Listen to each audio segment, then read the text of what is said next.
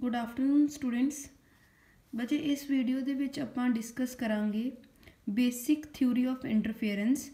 ये जिहड़ा टॉपिक है इहदे विच आपां पहलों ते जदों भी दो वेव्स सुपर इंपोज करदियां ने उन्हां दी जिहड़ी रिजल्टेंट वेव बनदी है उहदी इंटेंसिटी कितनी होएगी, उहदा एंपलीट्यूड कितना होएगा, पहलों आपां वो एक्सप्रैशन फाइंड आउट करना है। दैन आपां कंडीशनस फाइंड आउट करनियां ने कि constructive interference and destructive interference लिए की कंडीशन होएगी। तो सब तो पहलों तुसीं मान लो कि तुहाडे कोल एक मोनोक्रोमैटिक सोर्स है। Monochromatic मीनस single wavelength, mono मीनस single, chromatic जिहड़ा आ वो किहनूं रिप्रजेंट करदा आ, वेवलेंथ नूं। ठीक है, कोई मोनोक्रोमैटिक सोर्स है और उहदी वेवलेंथ है लैम्डा। दो नैरो स्लिट्स लै लियां S1 and S2 which are equidistance from each other and they are coherent sources of light, जिद्दां आपां यंग्स डबल स्लिट एक्सपैरीमेंट च कीता सीगा। ठीक है, स्मॉल ए ते स्मॉल बी मान लो एंपलीट्यूड ने दो वेव्स दे जिहड़ियां S1 ते S2 तो निकलियां ने। एक स्लिट तो जिहड़ी वेव निकल रही है उहदा एंपलीट्यूड A है और जिहड़ी S2 दे विचों वेव निकल रही है उहदा एंपलीट्यूड B है। और तुहानूं पता है कि असी जिहड़ा आ +1 च कीता सी वेव्स एंड ऑसिलेशंस दे विच कि any wave can be represented as a function of sine and cosine of angle. So आपां मतलब लिख सकते हैं y is equal to a sin omega t, y is equal to a sin cos a cos omega t भी लिख सकते हैं। सो ये जिहड़ियां चीज़ां आ इन्हां नूं ध्यान च रखते हुए आपां मान लिया कि जिहड़े दोनों वेव्स ने उन्हां दे विच एक कॉन्सटेंट फेस डिफरेंस है, दैट इज़ फाई। ठीक है, सो अगर एक वेव जिहड़ी है साइन ओमेगा टी दे नाल रिप्रजेंट करांगे, दूसरी obviously sine omega T plus phi दे नाल रिप्रजेंट करांगे, where phi is the phase difference between the two waves. मान लो y1 is equal to a sin omega t and y2 is equal to b sin omega t plus phi। a की है पहली wave का एंपलीट्यूड, b की है दूसरी wave का एंपलीट्यूड। और अगर तुसी सुपरपोजिशन प्रिंसीपल अप्लाई करो तो सुपरपोजिशन प्रिंसीपल की कहता है कि ये दोनों वेव्स जिहड़ियां ने वो आपस में सुपर इंपोज करनगियां ते एक रिजल्टेंट वेव बनेगी। सो रिजल्टेंट कढ़न वास्ते तुसी की करोगे, y is equal to y1 plus y2। So y is equal to y1 की जगह ते a sine omega T put कर दो, y2 की जगह ते b sine omega T plus 5 put कर दो। ठीक है, सो इत्थे आपां फॉर्मूला लावांगे साइन a प्लस b दा। ठीक है, since sine a plus b is equal to sine a cos b plus cos a sine b। ठीक है, a की है ओमेगा टी, b की है फाई।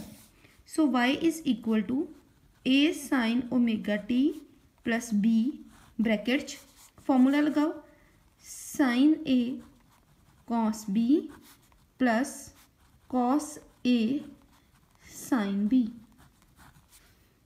क्लियर।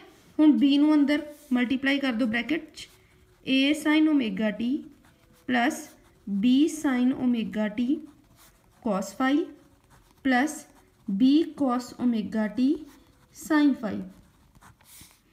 इन्हां दोनों दे विच साइन ओमेगा टी जिहड़ा आ वो कॉमन है तो तुसीं साइन ओमेगा टी नूं बाहर कढ लो। सो साइन ओमेगा टी की आ गया बाहर, सो ब्रैकेट च आ गया a plus B cos phi plus b cos omega T sine phi. ठीक है, ये आ गई क्वेश्चन नंबर 1।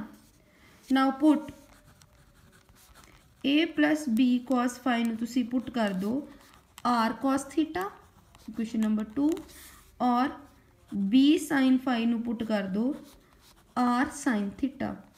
r की है एंपलीट्यूड ऑफ रिजल्टेंट वेव, जिहड़ी साडे कोल इन्हां दोनों नूं सुपर इंपोज करके जिहड़ी वेव बनेगी उहदा एंपलीट्यूड की है r। ठीक है, सो इक्वेशन 1 बिकम्स की आएगा y is equal to sine omega t, a plus B cos phi की जगह ते की आ गया r cos theta plus b sine phi की जगह ते की आ गया r sine theta cos omega t. इन्हां दोनों दे विचों r कॉमन आ रहा है, तुहाडे को आ गया sine omega T cos theta plus sine theta cos omega t. Again वही फॉर्मूला बन गया sine a cos b plus cos a sine b. So y is equal to r sine omega t plus theta. ये आ गई तुहाडे कोल equation number 4। ठीक है, हुण अगर तुसीं आर कढना आ, एंपलीट्यूड की वैल्यू कढनी, आपां इहदे विच रिजल्टेंट वेव का एंपलीट्यूड भी कढना है, और अगर ये रिजल्टेंट वेव के तुसीं एंपलीट्यूड की वैल्यू कढनी है तो तुसीं की करोगे 2 ते 3 नूं स्केयर एंड ऐड कर दोगे। ठीक है, इन्हां दी इहदी स्केयरिंग करो, की आएगा a plus B cos phi the whole square is equal to are square cos square theta. इहदा स्केयर करो B square sine square phi is equal to R sine square theta, R का भी square sorry, इन्होंने दोनों में plus कर दो, की आ जाएगा a plus B cos phi whole square plus B square sine square phi is equal to are square cos square theta plus r square sine square theta. ठीक है, हुण इहदा स्केयर खोलो, a प्लस बी का whole square, a square plus B square करते time b का भी square होएगा कॉस का भी स्केयर होएगा, plus B square sorry 2ab cos phi plus B square sine square phi is equal to are square, common आ गया cos square theta plus sine square theta. हुण इहदे विचों भी बी स्केयर कॉमन आ रहा है, ब्रैकेट च आ जाएगा cos square phi plus sine square phi which is 1, cos square theta and sine square theta 1 होंदा है, cos square phi plus sine square phi भी की होएगा 1। सो यह आएगा A square plus B square plus 2ab cos phi is sorry theta नहीं phi is equal to are square. तो इथों आर कितना आ गया, R is equal to under root A square plus B square plus 2ab cos phi. This is equation number 5। ये तुसीं पहलों भी किया होया +1 दे विच, जो आप ट्राइंगल लॉ लाने या पैलोग्राम लॉ लाने, that resultant is equal to under root A square plus B square plus 2ab cos theta. So इस केस के भी जी रिजल्टेंट है that is in the same form, but here phi is the phase difference between the two sources.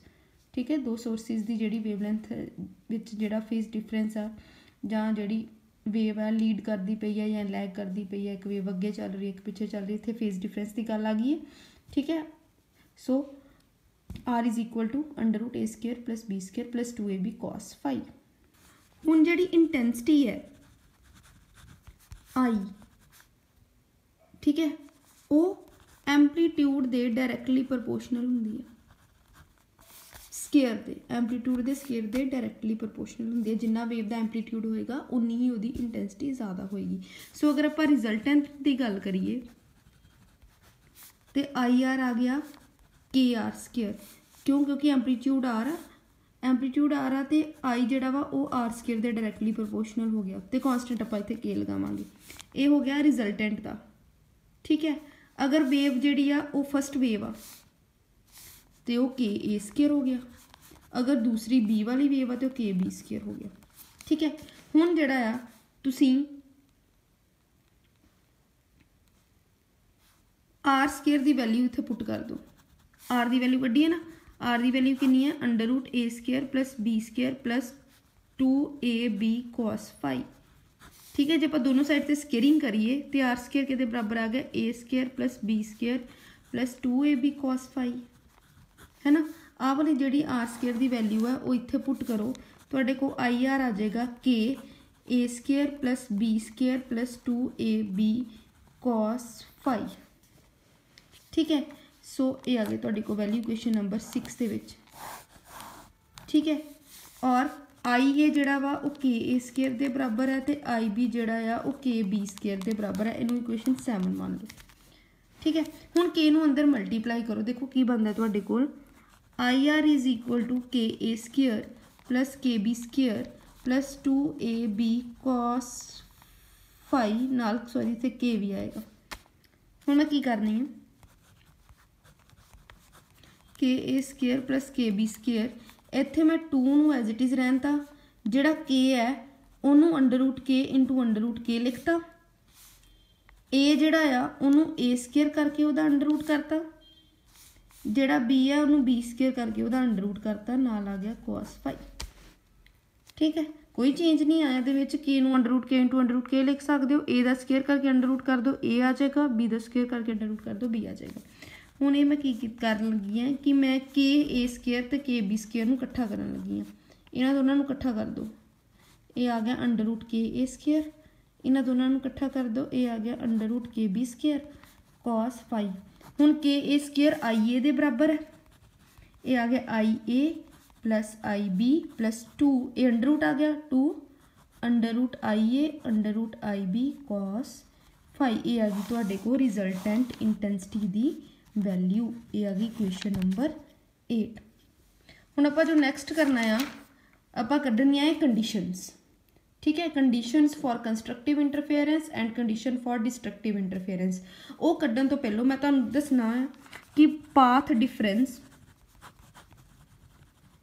And phase difference दे विच की फर्क हुंदा है। ठीक है, तो इन्हां च रिलेशन की हुंदा है। सब तो पहलों पाथ डिफरेंस की हुंदा है।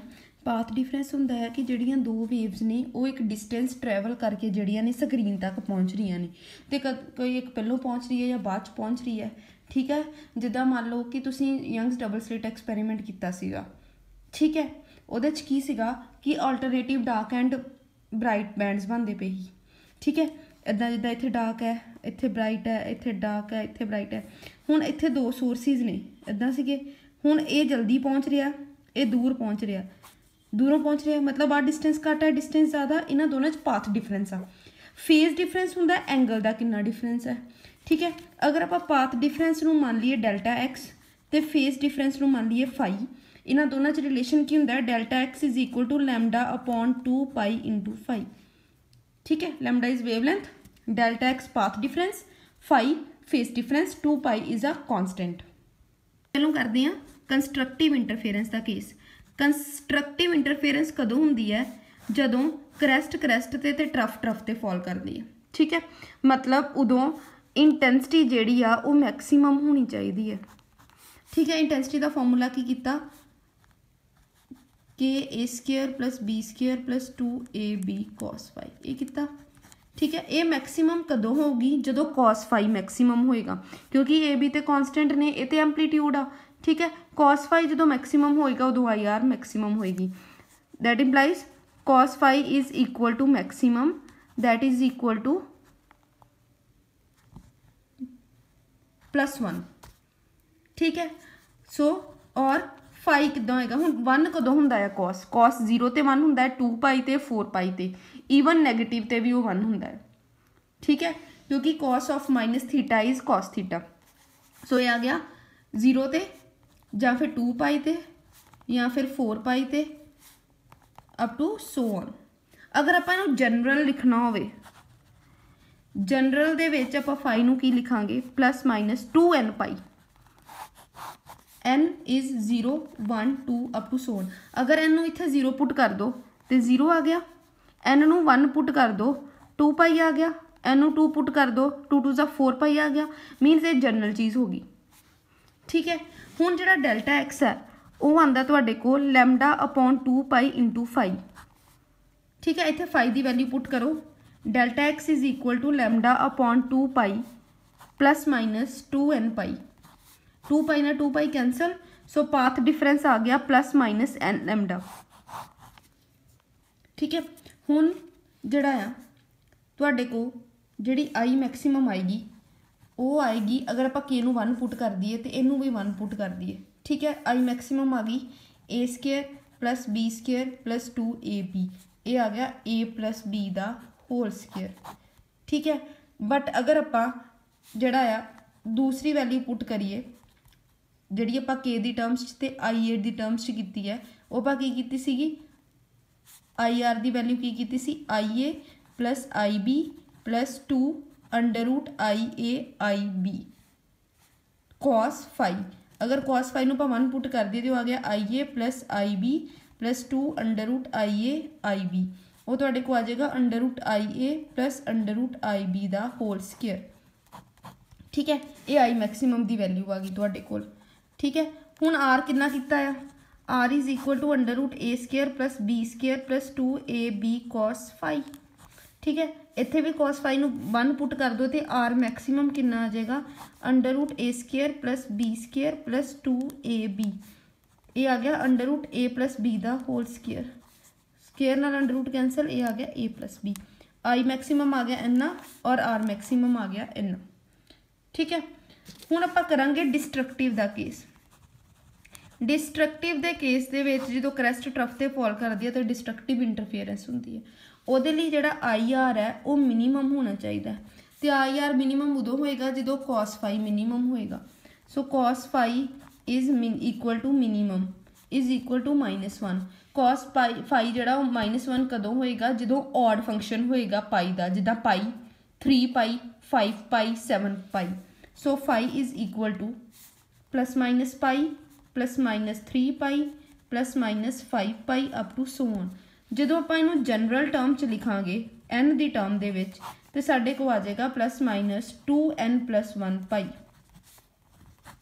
ਠੀਕ ਹੈ, n starts from 0 1 two up to so. ਜਦੋਂ ਆਪਾਂ ਇੱਥੇ n ਨੂੰ 0 ਪੁੱਟ ਕਰ ਦਾਂਗੇ ਸਾਡੇ ਕੋਲ ਪਾਈ ਆ ਗਿਆ। ਜਦੋਂ ਆਪਾਂ ਇਹਨੂੰ 1 ਪੁੱਟ ਕੀਤਾ 2 1 2 +1 3 ਪਾਈ ਆ ਗਿਆ। ਜਦੋਂ ਆਪਾਂ 2 ਪੁੱਟ ਕੀਤਾ 2 2 4 +1 5 ਪਾਈ ਆ ਗਿਆ। ਠੀਕ ਹੈ, ਸੋ ਇਹ ਆ ਗਿਆ ਸਾਡੇ ਕੋਲ 5 ਦੀ ਵੈल्यू। ਹੁਣ ਆਪਾਂ ਕੱਢਣਾ ਡੈਲਟਾ एक्स। ਡੈਲਟਾ एक्स ਕੀ ਹੁੰਦਾ λ/2 ਪਾਈ इंटू 5।